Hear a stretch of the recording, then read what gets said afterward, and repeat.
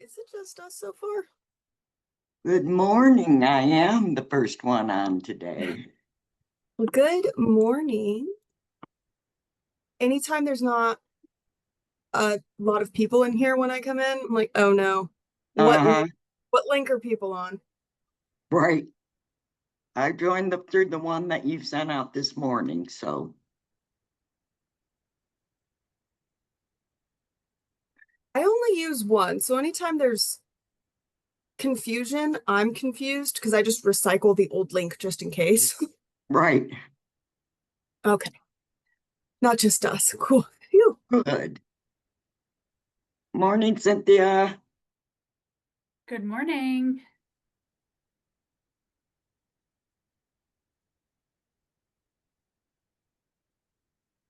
Making sure we're not having any link issues. Oh, it's good to check. I don't know what other link folks could possibly be using.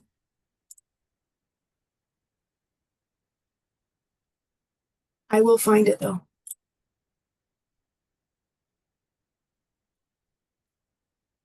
Morning, Jordan. Good morning.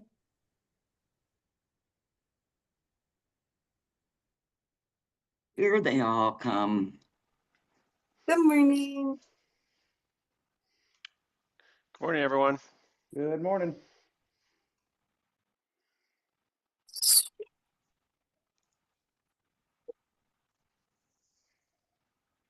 We will need to wait for Doug, as the other commissioners let me know this morning they won't be able to make it. So in order to meet quorum, we'll need that fourth commission member.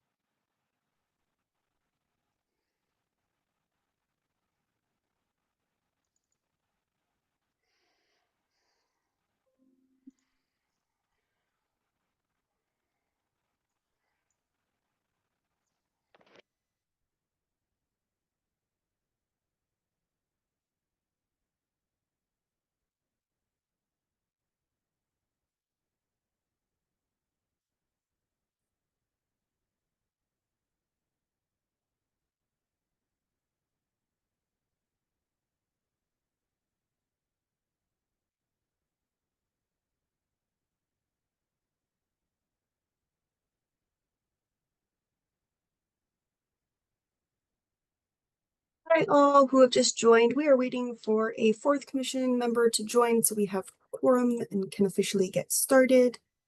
And I've reached out, so hopefully we'll see him momentarily.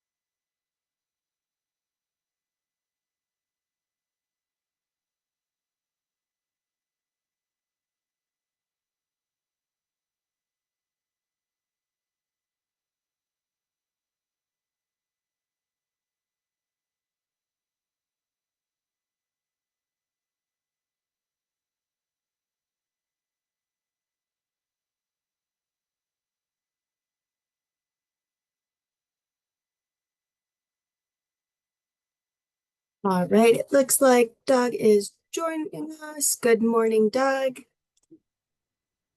Now that we have met quorum, we can get started. So today's action items are to approve the previous meeting minutes and review a small adjustment to the tentative yearly schedule. Go over these update from CDHS EEBT and review the EASBC collection spending update and budget proposal from EOC, as well as Colorado Energy Office, and then vote on those budget percentages. With that being said, we can move towards the approval of the June 12th meeting minutes. Hi, this is Teresa, and I have reviewed the minutes, and I move to accept the minutes as written. Thank you, TK. Yeah, I've read the minutes as well. I second that motion. Thanks, TK. All right. Doug Personal, Approve. Brandon Watkins. Approve. With no objections, the motion passes. Thank you all. So the small adjustment to the tentative yearly schedule, we keep trying to figure out how to add in the annual meeting. So because we try to fit that with other action items, it's not working out. So we're going to add a meeting in December, and along with that, a vote for commission officers, which there will be more information about that as we get closer to that meeting. Anything to add to that, Cynthia? No, just clarifying that I think you said annual meeting, and the purpose is the annual Cora and OML training. So that's what we'll be doing at that meeting, which everyone has done that a few times now. So hopefully it's pretty smooth sailing, but we have to do that refresher every year. Because December meetings are really tough to schedule, I will be sending out, thank you, Cynthia. I'll be sending out a doodle poll after this meeting so we can just get that on the calendar and hopefully find a good time to do it. Awesome. Are there any questions about that? Great. We can move on to the next action item, and I will pass it over to TK and Jordan for the CDHS EEBT spending update.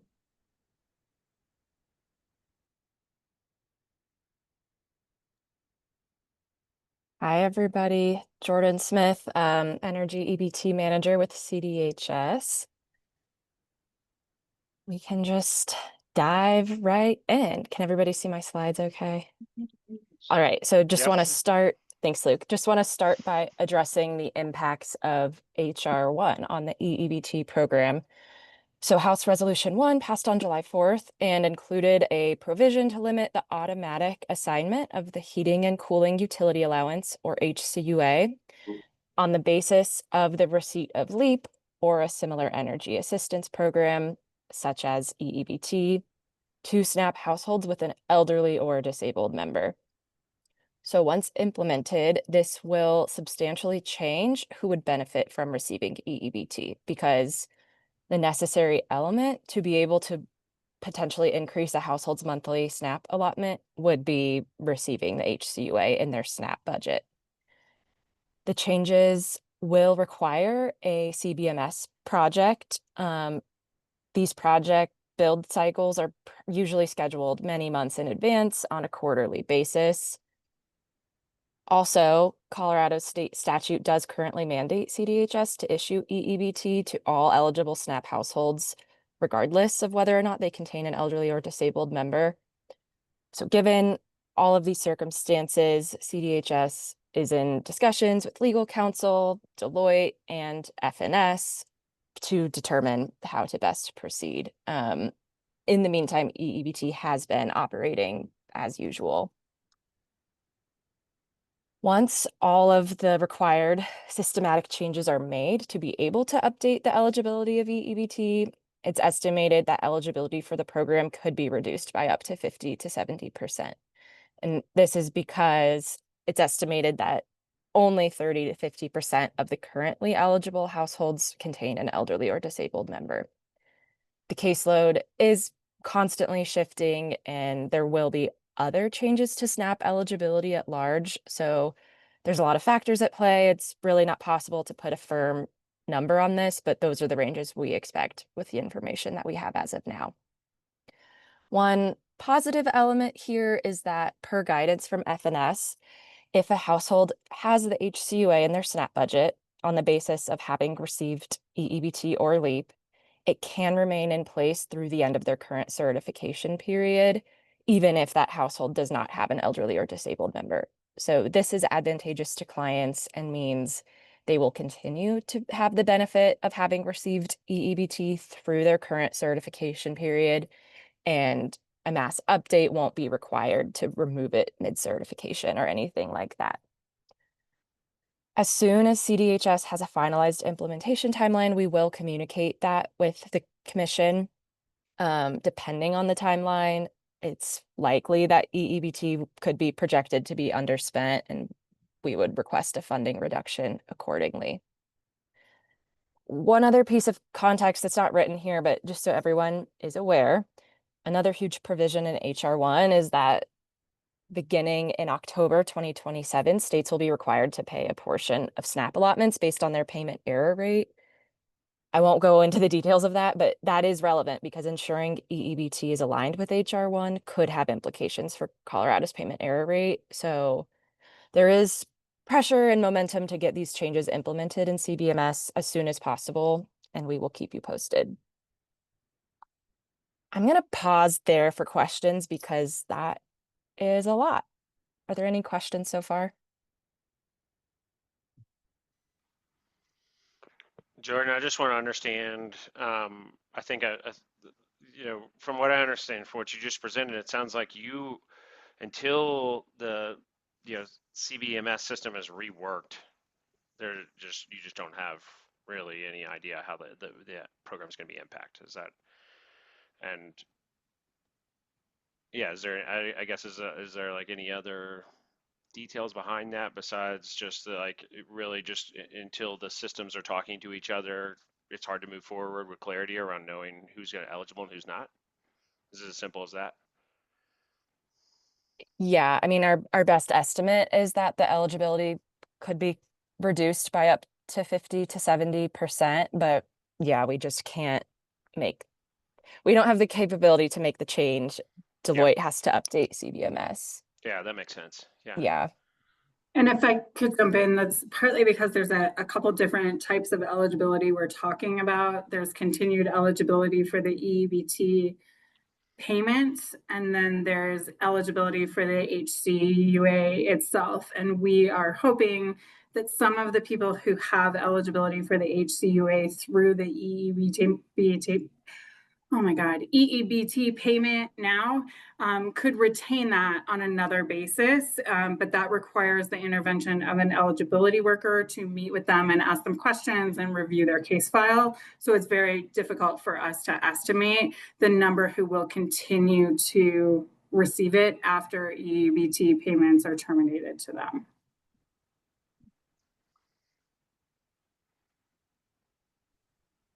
Thanks, Abby. That was, yeah, it's a tough position you are in, but thanks for the insight. DK? Yeah, and I just want to, I know we're talking with legal right now, but the way the House bill is written, the state statute is written, we still have to issue until does that have to be amended prior to us no longer issuing it to everyone? We are in a very difficult position with the way the federal statute is federal bill is drafted and the state statute, because the state statute requires us to issue the payment to everybody under the assumption that it will make them eligible for the HCUA. Now that that's no longer true, we need to amend the state statute because currently we're required to issue that payment even if it has no impact on their SNAP benefits. And we're already we're aware that this will take a state bill to modify that, and that we are going to either be out of compliance with federal law or with state law until we can get the two to align. And those are the conversations that we're having with our council and with the AG's office to understand how to navigate that in-between period. Thanks. That's what I thought. I just wanted to double check. Thanks, Em. Another question is the reduction also including your expectations for reduction in SNAP beneficiaries based on the bill federal bill to adjust who is eligible for SNAP? I can take that one. We're not expecting huge changes in who is technically eligible for SNAP. The only people who will be losing 100% of their eligibility are the folks who are losing it on the base of their immigration status. And we're expecting those to be in the range of about 4,000 participants statewide. So not trivial, but not a huge impact. We have received a lot of different modeling estimates on the impact of the expanded work requirements and how that will impact eligibility and how that might be balanced against changes in the caseload between for people who are experiencing macroeconomic factors. If we go into a recession, for example, caseloads traditionally grow. So we have spent a lot of time trying to model caseload changes and kind of came back to just expecting our somewhere between 0 to 6% change year over year, which is our standard range. It's just really difficult to predict right now with so many things changing all at once. Yeah, just a few things.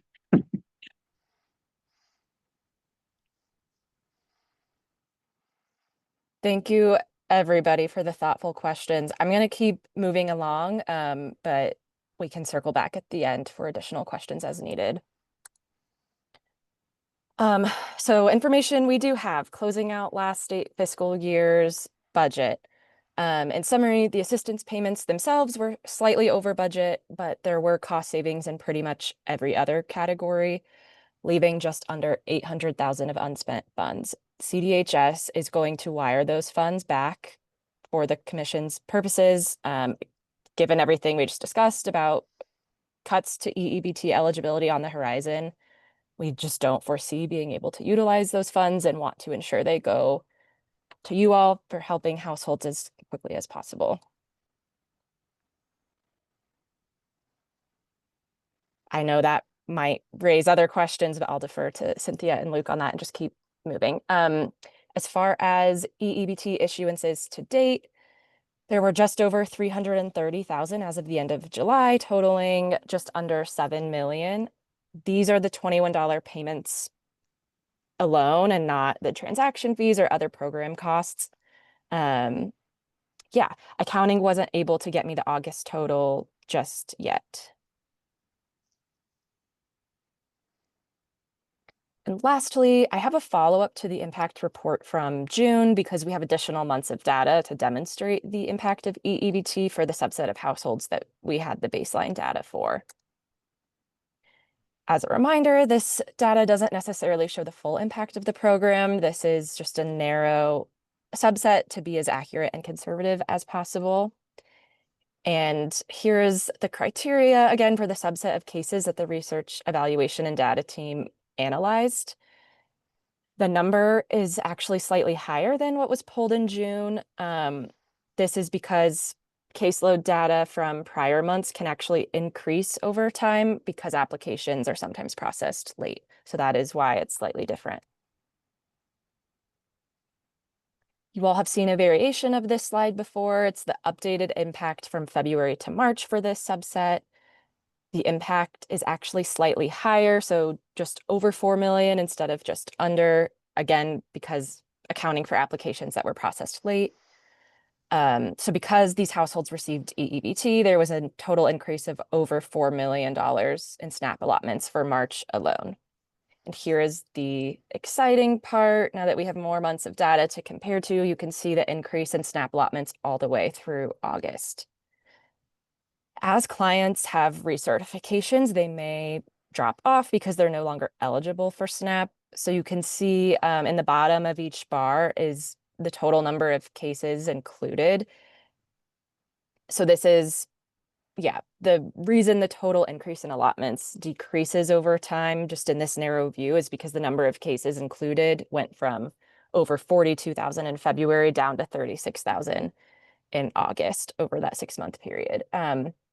What isn't reflected here is the thousands of newly approved SNAP applications each month that theoretically have higher allotments because of EEBT than they would have otherwise.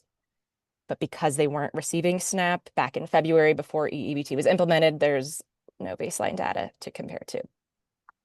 But lots of increases. This is the increases in a more isolated view. And when these are totaled, we know that since the implementation of EEBT, over 18 million of additional federal SNAP dollars have been drawn down to Colorado. And I will let Abby add on to that.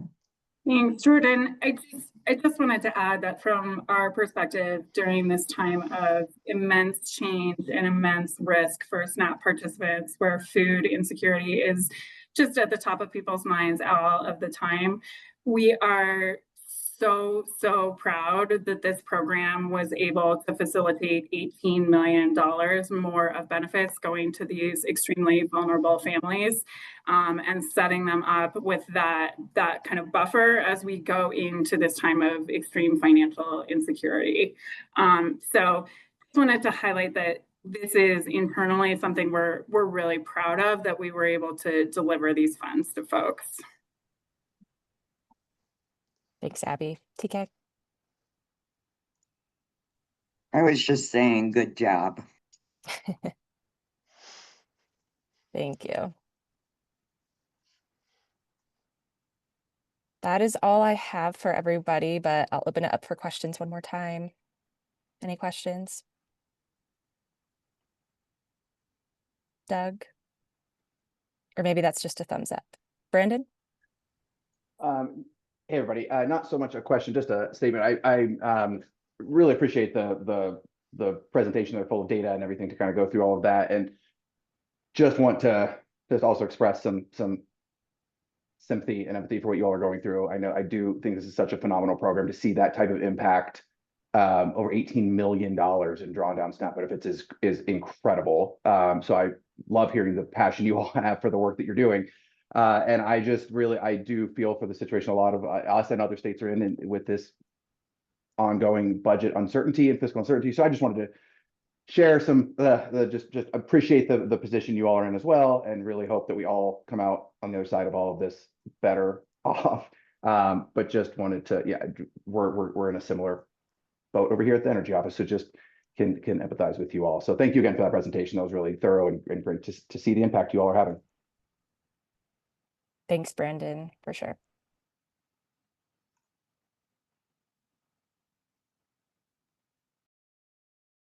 Thank you, Jordan, and thank you, Abby. I really appreciate it. I feel like anytime you present, I learn a lot in my notes, so I'm always like, look at recording, double check that.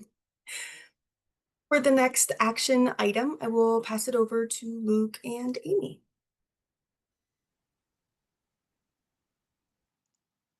Thanks, Aaron. Do you want us to share the slides, or did you load them, or were you loading? Is that easier for you? I can do that. Either way, I just didn't. Yeah, that'd be great if you got that.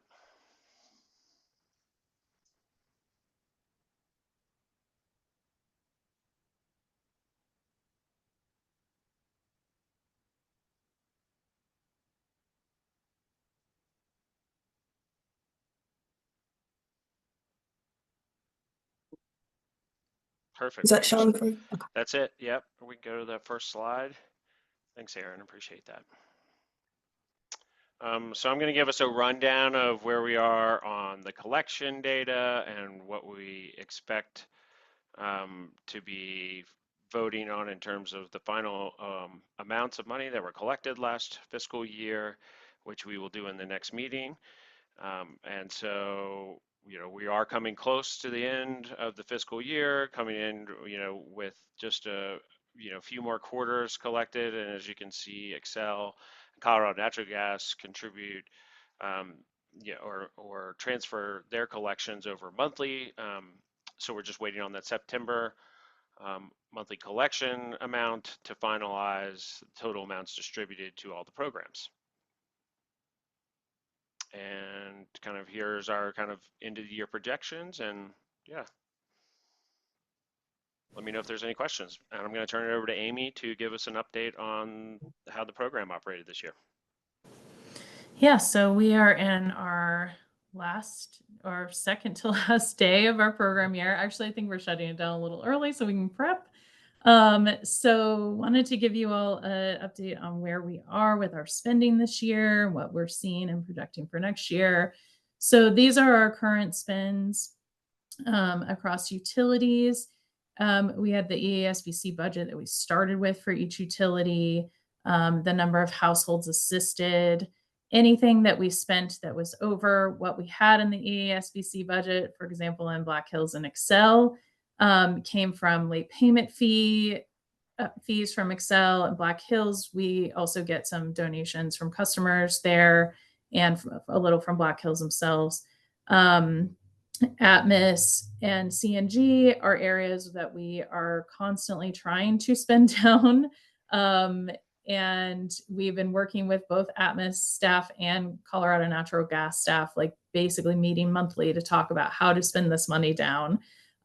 So while we have trouble spending in those areas and we keep working on strategy, Excel and Black Hills, we have no trouble spending down. And I'll talk to you some about some of the issues that we had this year and adjustments we had to make.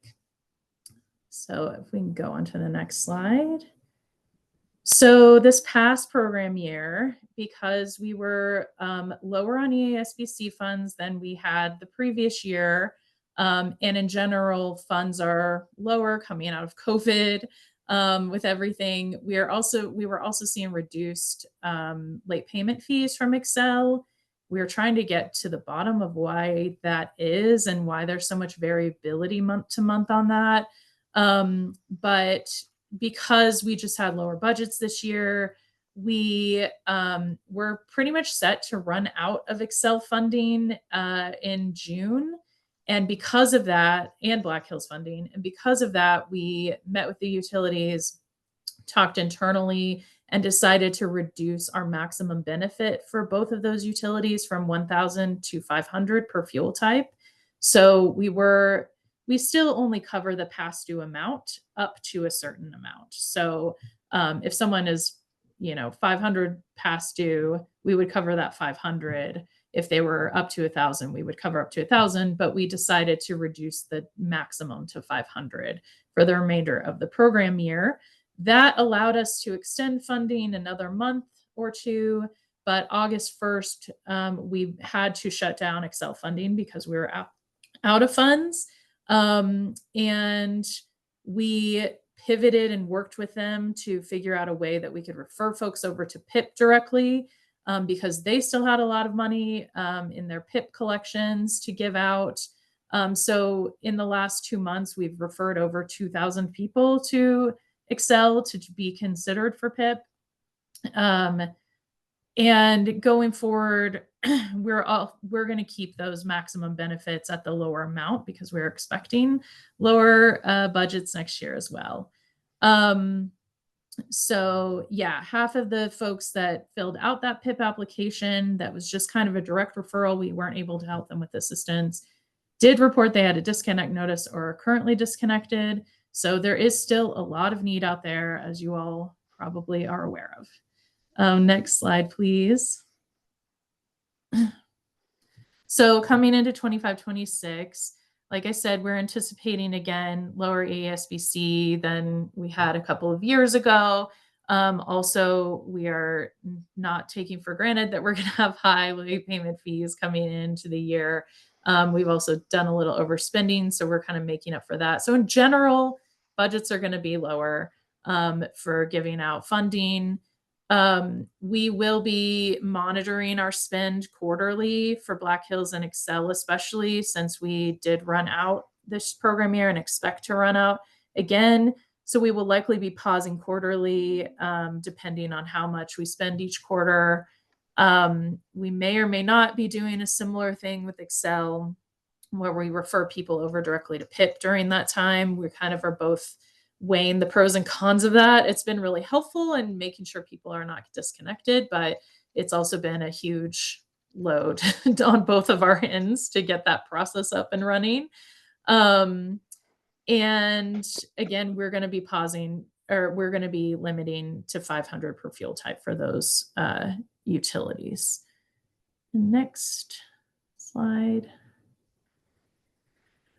Just wanted to like give a little thing on PIP also. PIP has been a really great way that we can extend our energy assistance funding and make sure households are enrolled in those longer term affordability month-to-month plans. But just looking at the data that Excel has given us, only about 50% of those referred from EOC are enrolled in PIP.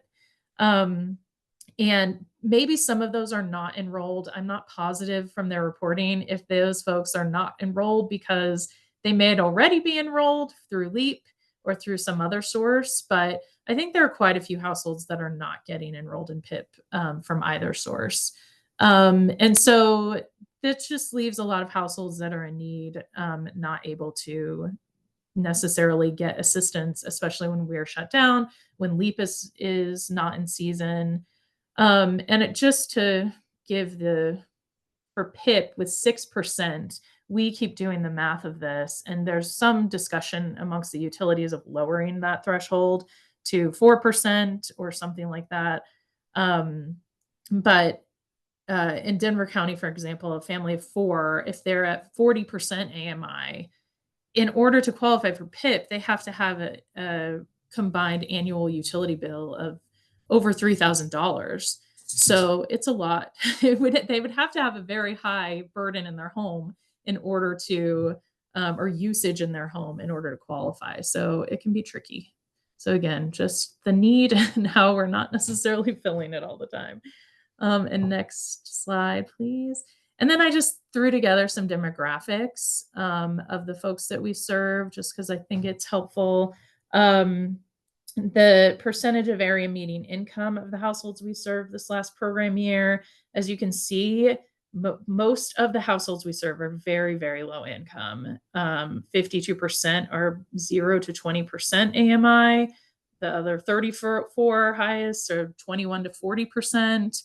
And really that 61 to 80% only represents about 2% of our of those households served. The majority of folks we're serving are renters. So these folks are not necessarily the best candidates for weatherization either. I know they can get weatherization with landlord approval, but obviously there's a extra barrier and step there. And then housing type, there's a number of folks that are in apartments, 38%, 40% in houses, and then the other mobile homes, townhouse, duplex. So just giving a picture of those households be assisted, and just the overall need, as everyone knows, is huge. So that's what we're looking at going into next program year. I'm happy to take any questions, or Luke, if you want to follow anything up. No, I mean, yeah, if there's any questions, we can stop right now, or we can get to the budget request and then take questions from there. Why don't we do that and just move on to the next slide, Aaron? And here is the, defined in statute percentage that we expect to take into the program next year. Here's I just included this as Energy Outreach Colorado administers the education grant. We just play purely an administrative role with that, no administrative funding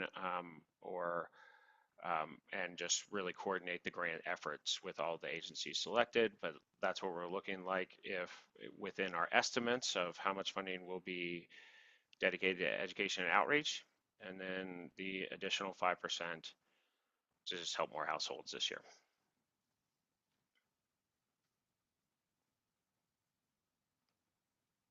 Yeah, and does anyone have any questions for Amy and I?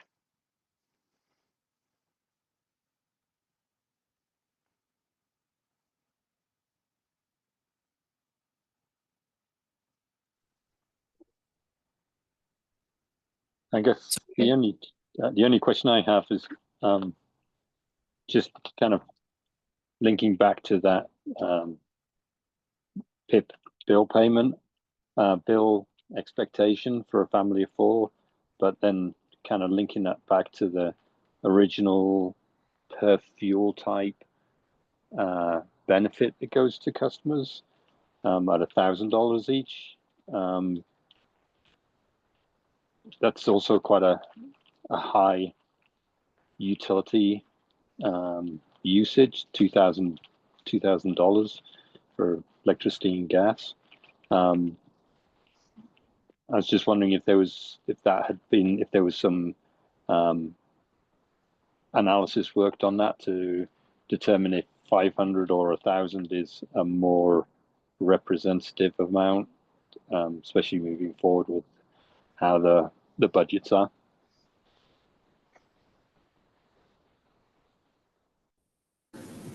I mean, we have the average payment that we're giving folks, and for Excel, it was about $700. That would be a combined, likely a combined electric and gas.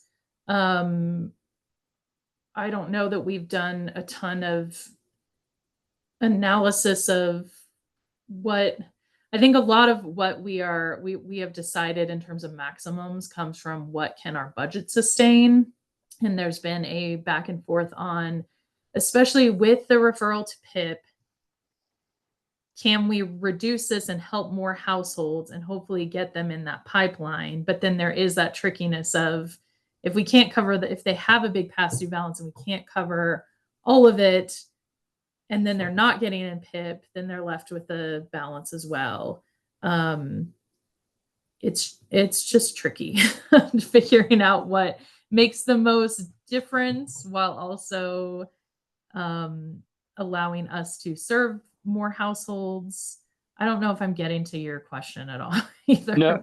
No, absolutely. But I just wonder, whether instead of basing payments on the budget received through this program, it's you can the number of participants is way past anonymization values. So potentially you could get data from Excel and say, hey, what is the annual bill if you don't have that data for all the customers that have received energy assistance, and because and then from that kind of you go, okay, so their annual heating and energy bill is X amount. How much then you can have a discussion on how much do we pay off for them, or how much they have in the game themselves, and work out those maximums based on what the population is. Because I know from my experience of being, lower income at times, it's, you get as much out of the system as you can do. And if you're getting X amount, then you're less likely to be conservative with how you use stuff because somebody else is paying for it. And it seems like with this budget swing, it may be good to do some analysis based on actual bill impacts of the fuel types that the customer sees, and then try to set the goals and the payments based on that, rather than, oh, we get X amount and we think there's this many people out there, so we'll split the money this way. It's like, well, how much money do people need times how many people out there that probably need it. Therefore, we can sit it down, which is kind of what you're doing at the moment. But I wonder whether that actual bill data would be helpful to better calculate that versus just, oh, we're getting short, so let's cut it in half. Oh, we're getting shorter again. It's like, well, start of the year, it's like, this is what we see, and we think we can pay 80% of it, and people should plug in the other 20%.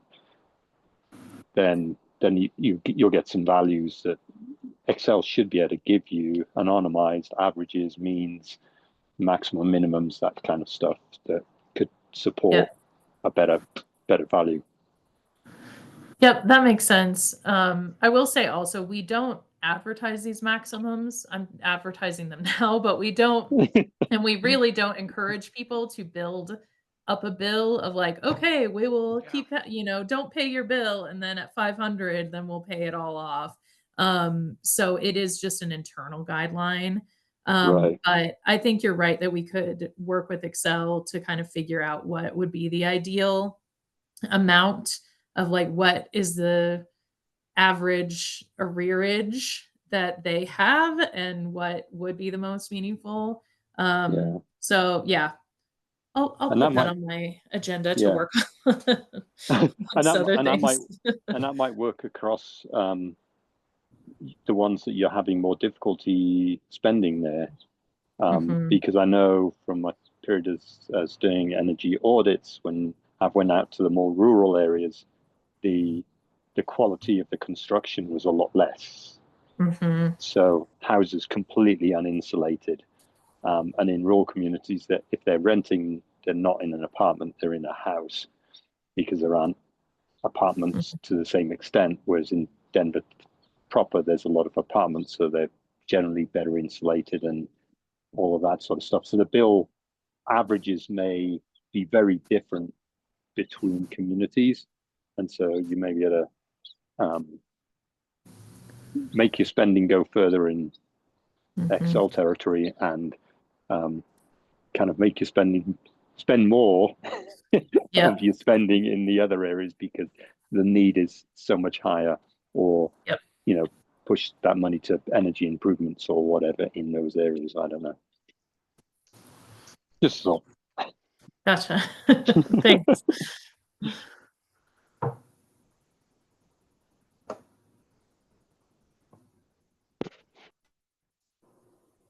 Hi, this is Virginia. That's a good point that Doug, I believe, just presented in some areas where the houses are really poorly or not insulated. And of course, the bill is going to be really high. And is there a program or did you have any meetings about thinking of helping to insulate the houses so therefore the utilities will be less and more manageable and you don't have to help as much? It will be a little bit of investment, but it might be paying off in the end. What do you think? I mean, that is where WAP and our care program come in, that we do refer folks to pretty regularly. So yes, we do that. We also refer Excel electric customers and some Black Hills electric customers to our, they are added to our wait list for community solar subscriptions.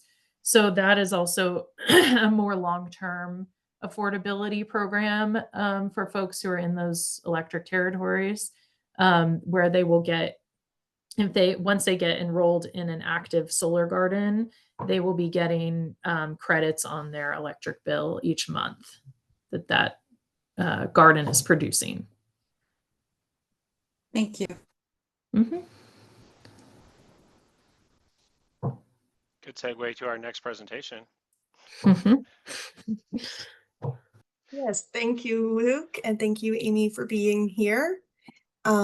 With no other questions, I'll pass it over to Brandon for CO's update.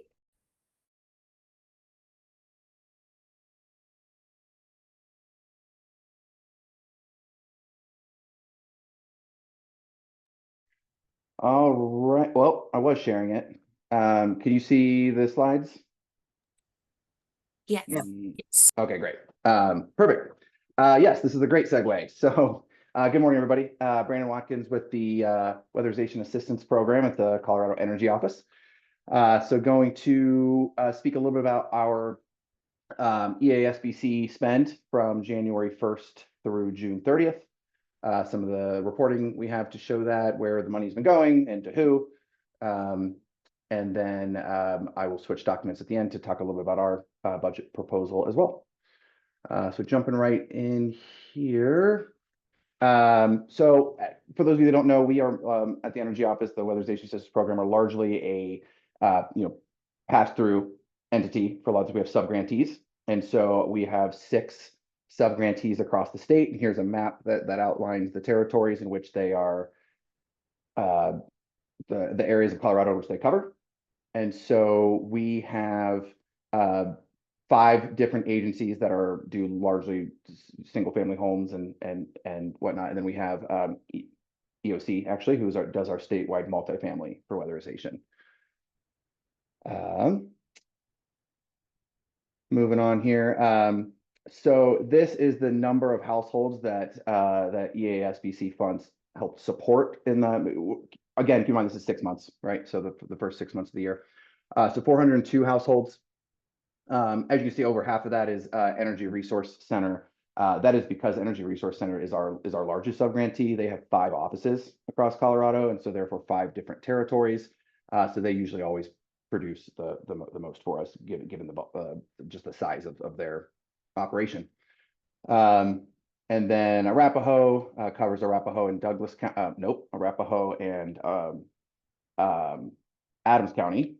And then we have Pueblo covers the whole southeast part of the state. You saw that map before. And then we have Housing Resources of Western Colorado, covers the western slope.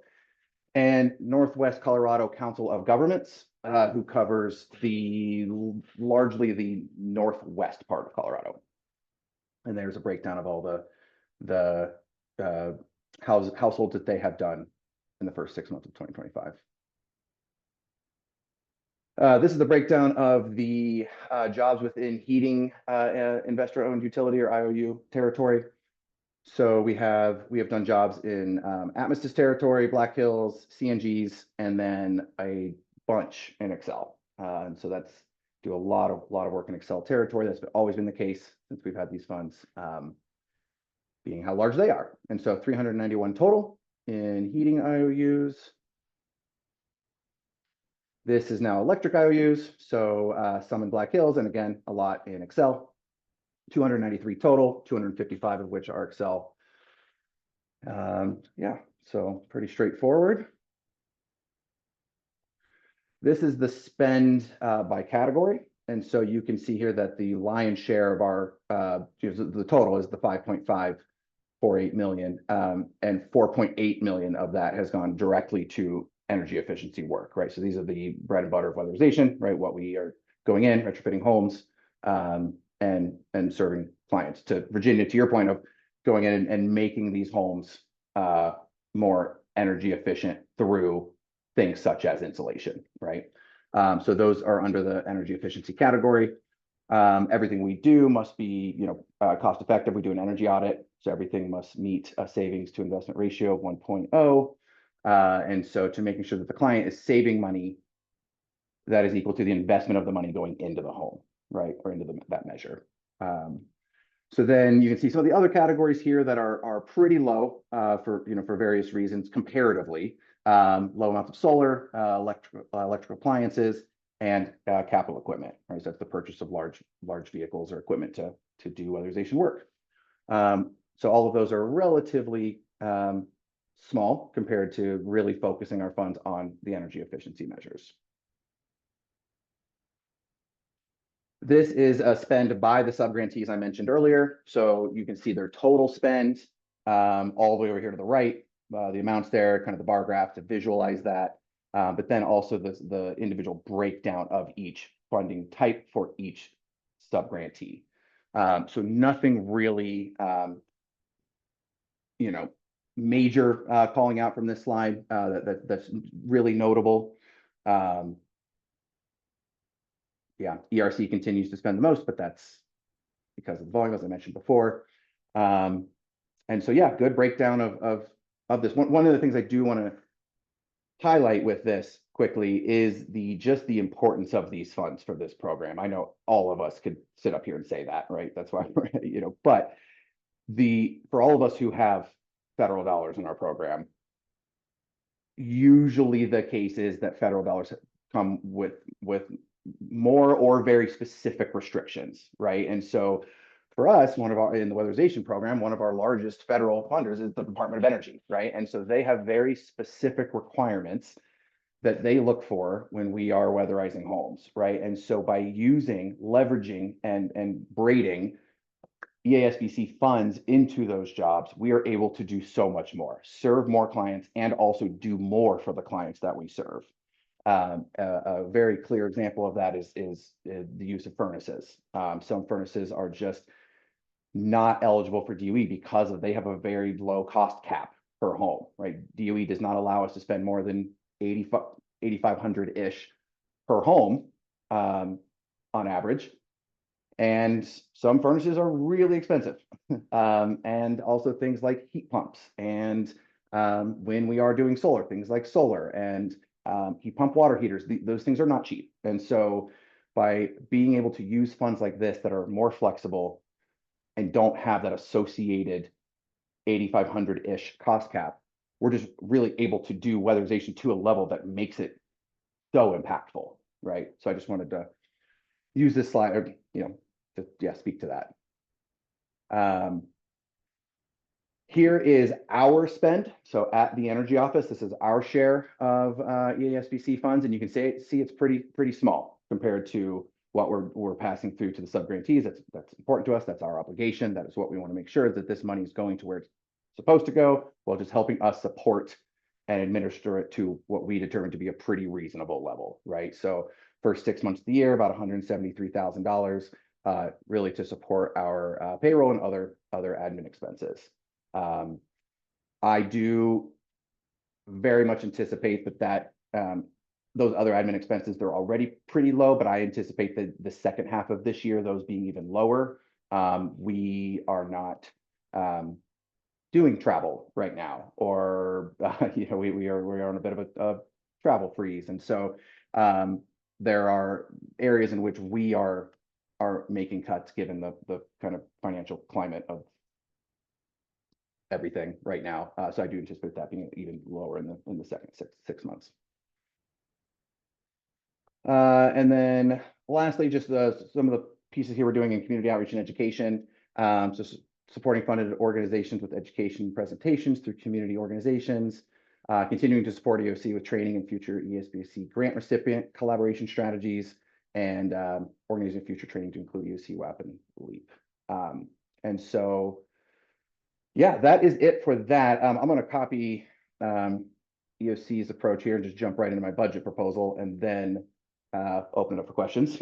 That's good with everybody. Can you all see this document here, this PDF? Okay. You all have this was sent by Aaron as well. But essentially, we are not. We're looking to do what it sounds exactly like what EOC is doing, is to split that 5% each of that remaining. And so that's our hope, as outlined here in the proposal. The one minor change we are looking to do is for the last few years, we have requested those funds specifically for administrative workforce. And so each agency got a specific amount of money to go designated to a full-time workforce employee, right, to build up workforce efforts. We are looking to just remove that very specific designation for that extra funds. And so agencies, subgrantees will still have the opportunity to fund that if they so choose, which I think some will. They have full-time staff on board. They are still within their, under this proposal, still able to do that. We're just looking to remove that specific designation. So if they want to spend that money more on, energy efficiency measures or going to serve more homes, they also have the opportunity to do that. So just being a little bit less specific in the requirements of those additional funds. So that is it for me. Went through that pretty quickly. It's pretty straightforward. So yeah, love to open it up for any questions.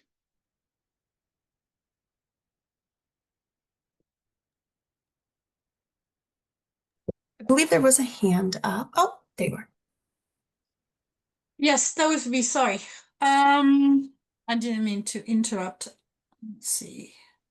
Yeah, I'm surprised to see that. Darn it. Trying to do the video, but anyway, I'm surprised to see that there is such a low, very low solar usage for electricity in Colorado Springs. I mean, I moved here 3 years ago, but there is quite a bit of sun. I know I tried at my house, but we were just two and it was not feasible. It would cost more money to do it than paying our bills. Why is that? Why is are all the building downtown or some area don't have solar on the top and use less electricity? What's the fight here? Is it again the feds helping everybody? Sorry. I'm going to be very careful with my response here. But yeah, so solar is expensive. I think we all know that. Solar is very expensive. And so I am a part of the larger Colorado Energy Office, right? But I'm within the Weatherization Assistance Program. And so our program has historically done solar work, right? We have had solar in our portfolio and have gone out with our subgrantees and completed solar projects across all of Colorado. There was legislation passed a few years ago to Solar for All, to dedicate funds from the EPA to ramp up solar production across the country. That has allowed us to free up our funds to go back to what weatherization was meant to be, right? Which is energy efficiency measures, and allow a Solar for All team to do solar projects. That funding has since been there has been efforts to remove or not allocate or appropriate those funds anymore. And so that is one of the main hardships. There's just a lot of, so I'll just leave it at that. There's a lot of litigation and things going on with solar projects. So weatherization is doing what we can to help support that. As you can see in those slides, we do some weatherization, I'm sorry, some solar work. But yeah, it's expensive and complicated. That's, I guess, the short of it. I'll just add on a little piece there. Currently, Colorado Springs Utilities, who I work for, is looking at a new net metering rate, which essentially will put customers on a demand rate if they're solar customers. And so it may not be as beneficial if this rate goes through for low-income customers to receive solar because of the cost of the demand and potentially the inability to move that demand around in a home. But yeah, what we've seen also is that the cost of solar is far greater than the cost of weatherization, and the best avenue is to first reduce and then reuse, create renewable once a home has been well weatherized.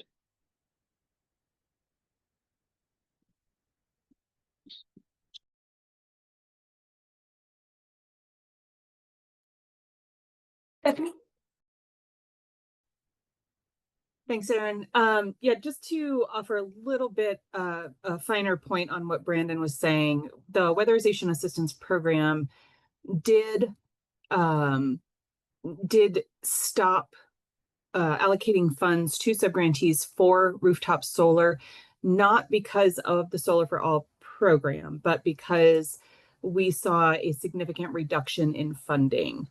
And so instead of going forward and reducing our impact in weatherization to maintain solar, we decided to remove that from the program so that we could maintain as much parity as possible year over year in our regular weatherization efforts, our energy efficiency efforts. Now, that did happen at the same time that the Solar for All funding, federal funding, was coming out, so that was somewhat advantageous, or I guess good alignment. However, that, as Brandon mentioned, there is litigation around the termination of those funds, and so that particular program is in flux at the moment. We are considering what it might look like to support an occasional solar project through weatherization going forward to help fill that gap. But that is a strategy that's being discussed and is not something that we're I guess ready to move forward on. We're just looking to see really where, if the EEBT program in particular doesn't need all the funding that it's going to get, or that it has requested, then those funds might be used to help supplement some solar projects, but that would only be if some of those funds were returned. So that would be our potential strategy that we would be looking at. But just to clarify, I guess the discontinuation of solar was really a result of a reduction in funding, more so than the federal program.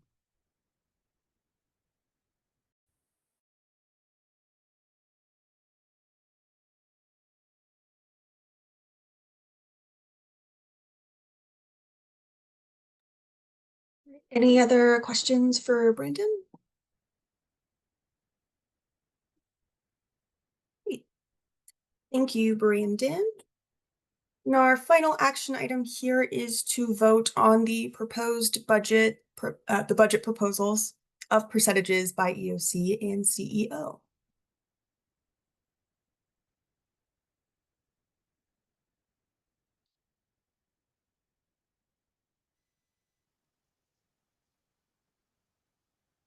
If any commissioner would like to. Anyone want to propose a motion? I'll propose one. I can promote. I'll take yours, proposing. Doug, since it's, your third part. You're kind of a little neutral in this boat, so go for it. Well, yeah, exactly. I propose to approve budget amounts for EOC and WAP funding. I second that motion. Luke Ilderton, Aye.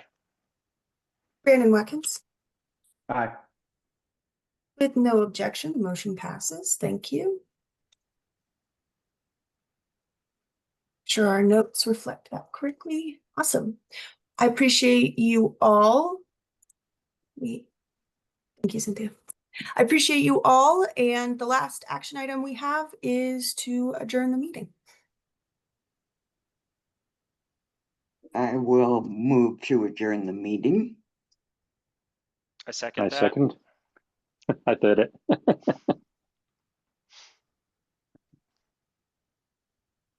All right. I think I got Luke first on that, so I will go down.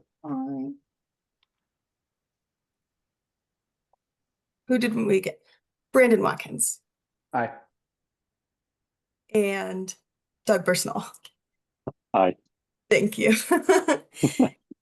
Thank you all, and I will be sending that doodle poll out to get something in December set up. So I appreciate you all for trying to find something in December. I know it could be tough.